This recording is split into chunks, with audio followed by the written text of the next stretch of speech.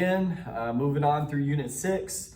We're doing 6.6, which is going to be a combination of our tangent, secant, and our chords all together. So like whenever you get multiple different types of these into a circle, how do I find the angles? How do I find the sides? And we're going to go through some theorems to help us find that. So let's jump into it. All right, guys, let's go and look at this first theorem. So right now it states the measure of the angle formed by the intersection of a tangent and a chord is half the measure of the intercepted arc. So let's go ahead and look at that and see what we can do to explain that. So with that being said, if I have a circle, okay, and let's say I have a line that is tangent to the circle, meaning it's touching at one spot right there, and then I have a chord that is actually connected to that point, okay? So let's go on and call this point A. Let's call this point over here point B, and let's call this out here point C. So right now I can actually find angle ABC. So if I wanted to find the measure of angle ABC, I would actually have to take 1/2 the measure of its intercepted arc. And what that means, we see the chord right now, I have point B all the way over here to point A. So that means I have to take 1/2 the measure of arc AB. That's literally all I have to do. So right there, that's my intercepted arc. So I would take 1/2 of that, and that would give me ABC. Okay? That's it. That's all you got to do. Looking at the next one. So this one's a little bit lengthy, but I'll explain it a little bit more in detail here. So it says, the product of the length of a secant segment and its external part is equal to the product of the square of the length of a tangent segment intersecting the secant segment at a point outside the circle. So this is whenever I have a secant and I have a tangent line connecting each other outside of a circle. So here we go. So I have a circle. Again, I have a tangent, meaning it's touching the circle at one point, and then I'm going to have a secant going through the circle. Okay? So this being said, I'm going to go ahead and name my point. So this tangent point, I'm going to call it A. This point out here, I'm going to call it B. This point right here, I'm going to call it C. This point right here, I'm going to call it D. So let's go ahead and color code this.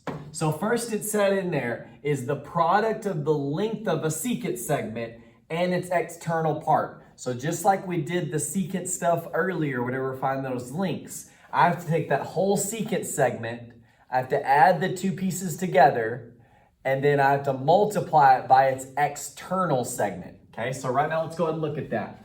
So right now, this secant segment right now, I have to take the two pieces. So I have D to C, so that means I'm going to do DC. I have to add the second segment piece, which is C to B, and put that in parentheses, okay? Then the external segment, which is CB, I then have to multiply it by CB, which is going to go right there. Then that is going to be equal to, and it said here, it's going to be equal to the square of the length of the tangent segment. So that means if I have A to B right now as my tangent segment, I have to take AB and I have to square that sucker. And so those are going to end up being equal. So right now, the secant segment, take the whole thing, that's what I did here, multiply it by its external segment, and that's going to be equal to the tangent segment squared. It's going to go into a little bit more detail whenever we do it in our examples. Hope you'll be able to understand what's going on here, okay? So let's go look at the last one.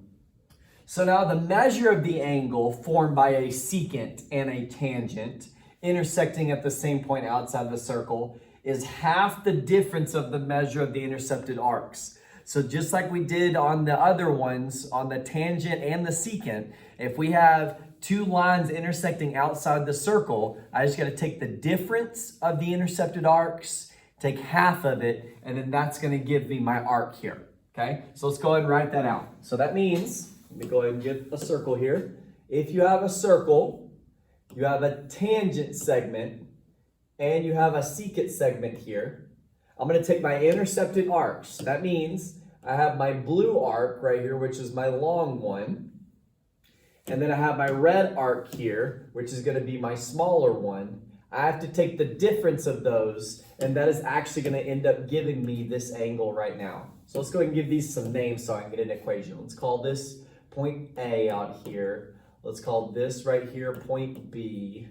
Let's call this right here point C. Let's call this right here point D. So what that means is if I want to find angle A, I have to take 1/2 the measurement of the blue arc, which is BD, and I have to subtract the smaller one, which is going to be BC. So this, ladies and gentlemen, is going to give me the measurement of angle A. So again, take the difference of the intercepted arcs, take the bigger one minus the smaller one, bigger one minus the smaller one, take half of it, and that's going to give you angle A. So let's take these theorems, apply them to our examples, and hopefully we can get a little bit of help on this if you ask for it. And let's go jump over those examples. All right, so on example number 1 here, it looks like I have a tangent line, which means it's touching the circle at exactly one point. Then I have a secant running through here. Well, I know by rule, this line right here, if I add it together, then multiply it by the outside segment, it's going to be equal to this tangent segment, but I got to square it. So right now I'm going to go and set that up. So I know I take the tangent segment, I have to square it. Then I have to take the addition of this whole line. So I'm going to do 12 plus 3. And then I have to multiply it by what's outside the circle, so 3. So 12 plus 3 is going to give me 15. And then 15 times 3 is actually going to give me 45. So you should get x squared equals 45. And then all I have to do is take the square root of both sides to get rid of that squared segment, correct? And then the square root of 45 is going to give you 6.7 roughly.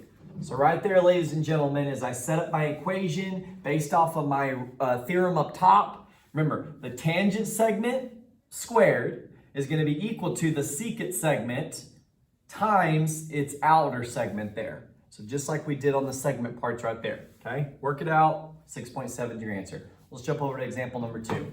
All right, on example number 2 here, it looks like I have my tangent segment again, touching the circle at one spot, and then I have my secant segment going through it. It looks like it wants me to find angle TPB, so it means to find this angle here. So I know to find that from my theorem, I need to take the difference of my two intercepted arcs, divide it by 2, and then that's going to give me my arc here. So that means if I want to find TPB, that's going to be equal to 1/2 the measure of my bigger arc, which is going to be 102, minus my smaller arc, which is going to be 27. So 102 minus 27 divided by 2 is going to be 37.5. So TPB is going to equal 37.5 degrees. Done. Simple as that. All right, lastly, on angle number 3, it wants me to actually find, so on number 3 here, it's wanting me to find, this is 133. So I know it's that I need to find this entire arc right here, okay? So I know this intercepted arc, meaning I have a tangent line and I have a secant. It wants me to find from A to E to B this entire thing right now. So I know as I took this intercepted arc, I divided it by 2 to get 133. So all I do is I have to multiply by 2 to get back the other way. So 133 times 2 would be 266 degrees. So that means that whole thing would be 266. So again, that intercepted arc, I know I would have to take half of it to get to the angle. So I'd multiply by 2 to get back to the arc there, okay? So ladies and gentlemen, I hope this is enough explanation. If you have any questions, please feel free to reach out. Let me know if you need any help. Talk to you soon. Good luck on your skill check.